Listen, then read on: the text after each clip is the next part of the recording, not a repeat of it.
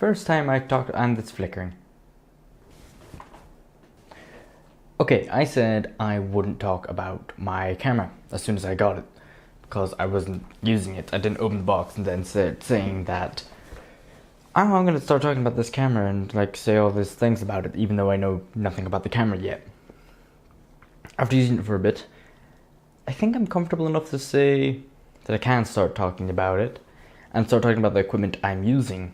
For example, right now I'm using an Aputure Lav that I don't know if you can see. And I'm happy with that. I'm not monitoring audio because I'm recording straight into the camera, and you can only monitor audio if you're recording to TRRS, not TRS, and cameras use TRS, not TRRS.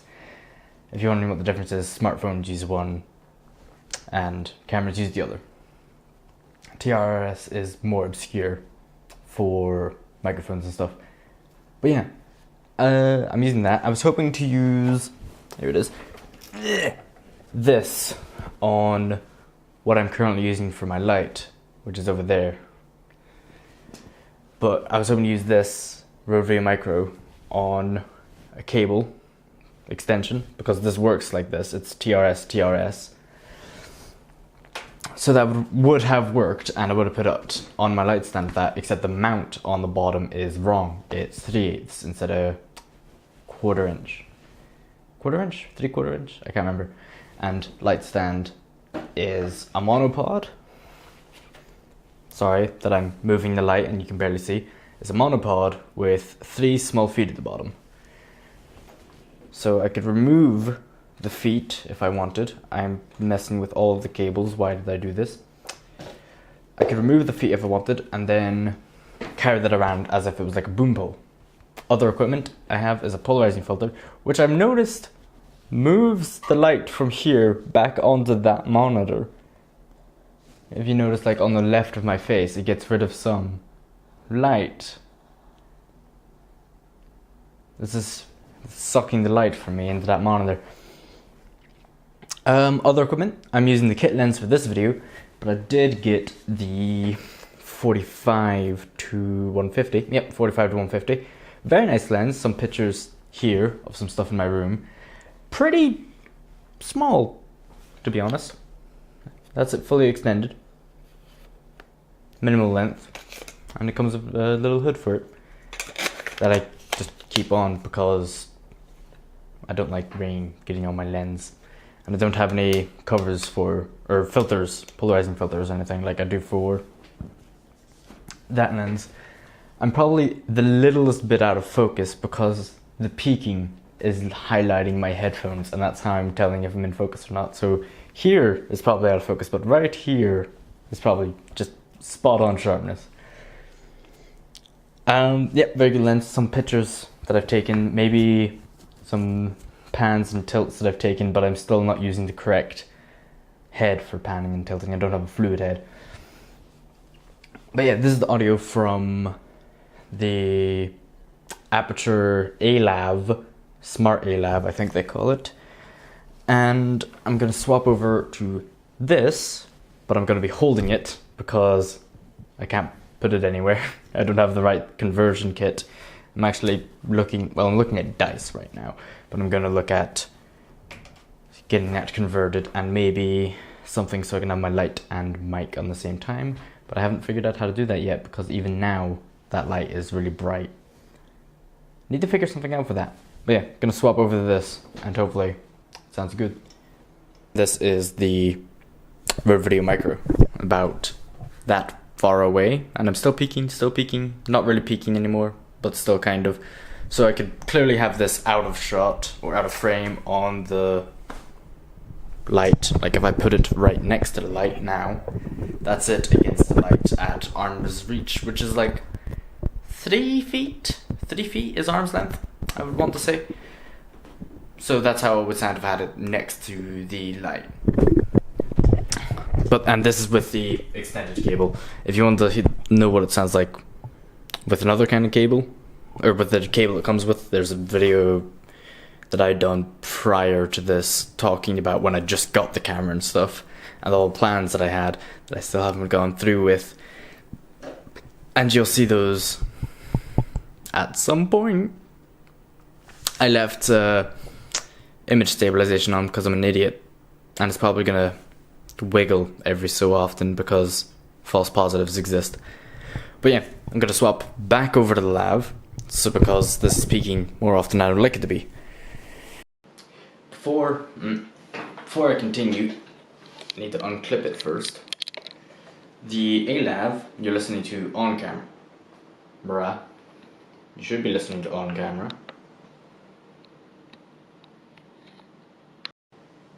There we go. I'm not getting monitoring for microphones or anything, but hopefully it is recording audio. If not, I look like an idiot. It comes with this little pack that I can get monitoring if I use TRRS, but I'm not, because this is TRS. If you're wondering what the difference is, it's tip ring sleeve and tip ring sleeve, and that's how you can tell the difference. This is tip ring sleeve. Am I an idiot? No, there's another one. There has to be another one. Otherwise I'm an idiot. There is another one. Never mind. Things I'm going to talk about now is what I like about the camera. In-body stabilization. I like it a lot more than I thought I would. Going from handheld to in-body handheld is a massive difference, but I get so used to it that it's like when there is shaking and stuff from the in-body stabilization, I realize that I just have the worst hands when it comes to holding stuff, apparently, because it does show up. It still shows up shaky. It's not going to be a save all. If you have shaky hands and you can't do the ninja walk with bent knees, then you're still going to have a lot of shake. It's not going to cure all of the shakiness. I just realized my hair is just a black homogeneous blob. But yeah, it's not going to completely eliminate all shake, obviously. You can't do that. But it does get rid of enough to justify its existence. The weather sealing, I feel much more comfortable now that I've went out in snow and stuff with this thing. And I walk home in the rain sometimes because, you know, it's Ireland, it rains a lot. So I feel a lot more comfortable walking around with the camera while it's wet. During night, not that big of a fan with the low light performance. Taking pictures is perfectly fine. You can have the shutter open as long as a minute, I think it is. 60 seconds. I can have it open for, but for video, don't like turning up that ISO, but sometimes you have to. 3200 seems to be really nice still. Going beyond that isn't as nice, and you can use little steps, so you don't have to go like most of the cameras go 200, 400, and then to 800 or something like that. This one can go 200 to 250 to 300 to 350. I believe that's the steps. I can actually check. So this is 200 with the aperture light turned nearly all the way up. I believe it is all the way up. Yeah, I can't go any higher than that. I actually went down a step. So 200, and then 250, 320, 400, 500, 640, 800, 1000, 125, 1600, 2000, which is what I was using to record, and so on and so on and so on. So there are those little steps that you can take. It's not a set amount. And ISO is obviously sensitivity to the sensor, and the higher sensitivity, the more noise you get. Noise is bad. You can probably tell just by the little line there that it is daylight, but I close my blinds because I don't want you seeing a big blown out background with my pale skin. I'll just look like one big white blob going across the entire thing. All you really need is, all I'm using is one light, which is the actual light, and you can see the shadow of it here. My actual hand, my shadow hand. I'm using one light, not two. I'm technically using 4. I have my light there, but if I turn off my aperture light, it doesn't look like there's much of a light at all. It looks like in complete darkness. But aperture light, very nice.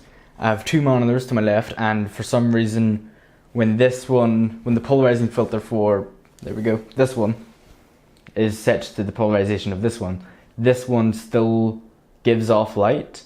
So these two are polarized differently. So that's why you can see light on my face. Editing the footage off of the camera, pretty nice.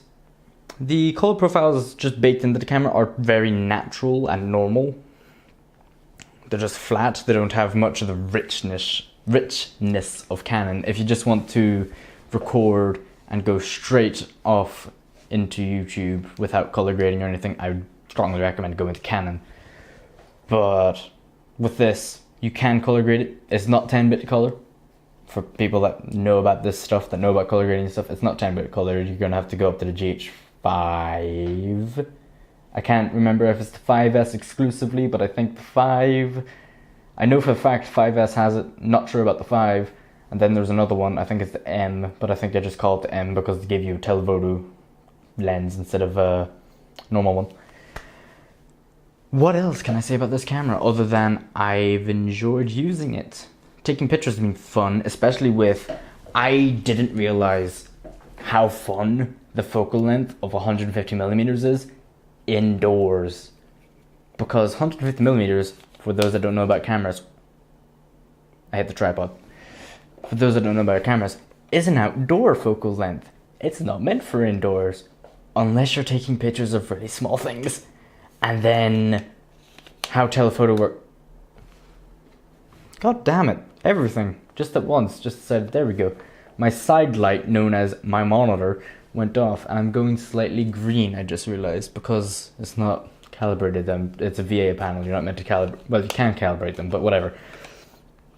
Anyway, telephoto lenses, for those that don't know, compress things. So the background looks a lot closer than it actually is.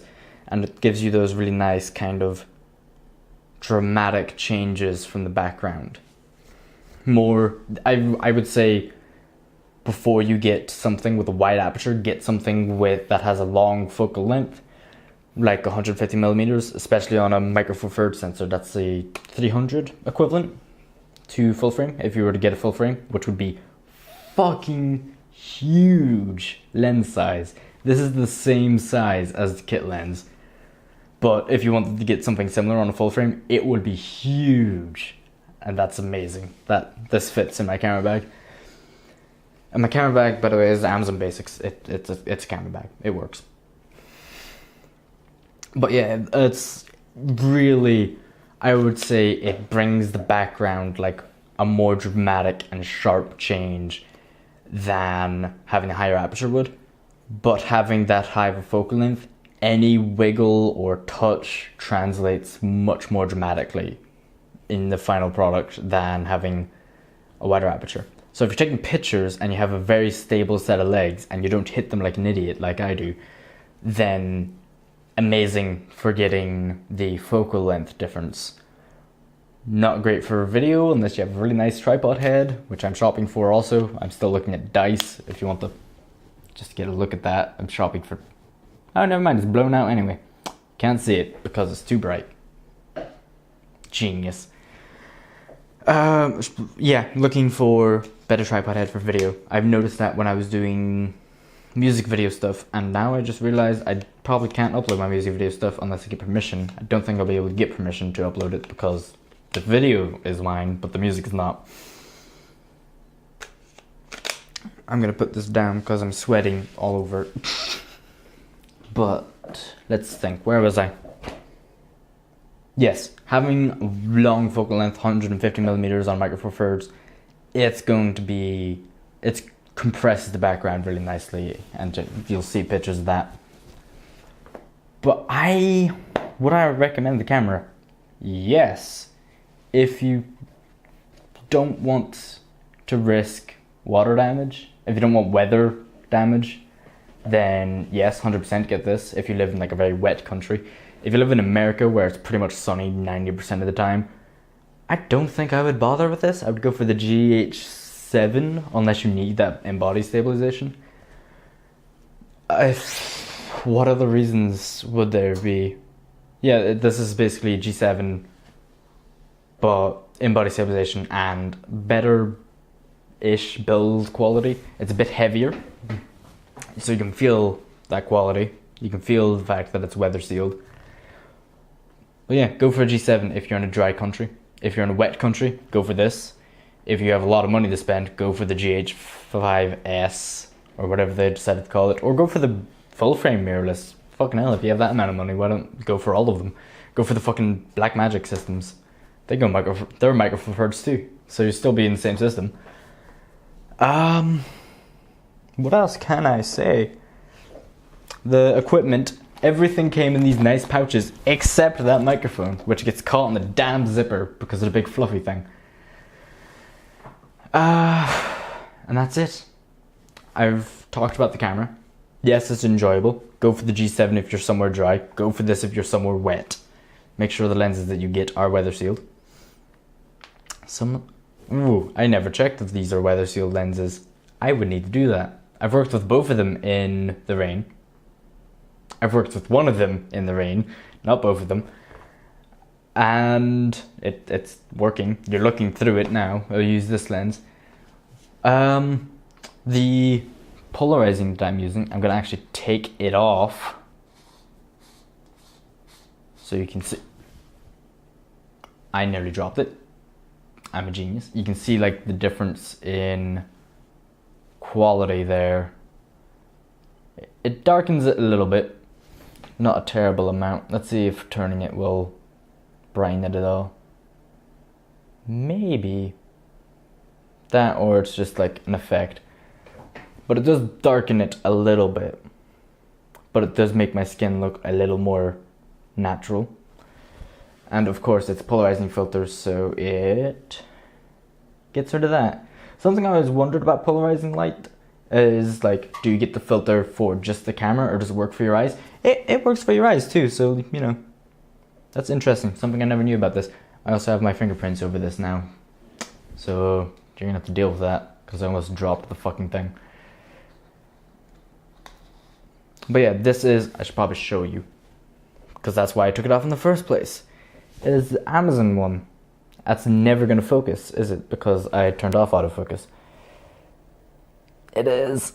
Come on, do it. I know you can. Oh, you dick. I left the lens hood on because I'm lazy. I'm going to have to manually focus this all the way in. There you go. It's the Amazon Basics one. And it works fair enough. I'm probably out of focus now. And you can tell how fair it works. It's, one, making me look less pale than normal. And it's also doing its job. Blacks out my monitor when I'm looking at YouTube.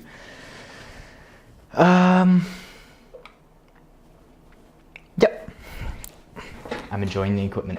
I'm enjoying using it. I am way out of focus. Hot damn.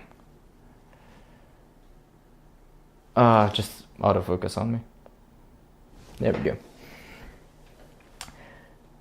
So, roundup of everything. The microphones, very good. You heard them yourself. Unless this sounds horrible throughout. In which case I'm gonna have to record it again. Camera itself, footage I get of it, pretty nice. Polarizing filter, didn't know it darkened me that much. And I'm glad for most pictures that I take it off. Tripod, didn't mention that. It's a K&F Oncept or something, TM2324 it says in front of me. It's good. I can turn the head and all upside down. It's a ball head mount, it's not a video mount because I'm an idiot and didn't pay extra because I'm cheap. But I'm looking at a £100 head to replace the head that's on it now. What else can I say? The lenses are very nice. Not the same filter thread size. Mild annoyance. Not that big of an annoyance. The only real annoyance is I got this little lens cap that I attached to the thing. If you can see the string, if it's in focus enough. I attached that to the thing, to the neck strap of the camera. And then I can pop that on and off if I'm in a very dusty environment or something. And I don't want it getting dirty, but that's what you get a filter for. I'm an idiot. And it's just slowly drifting out because this is caught on something because it's very easy to turn this head. And this is kind of a mild annoyance, but it's not too bad. The light is a godsend. As you can tell, if I didn't have it, it would be pretty dark. But yeah, everything's good.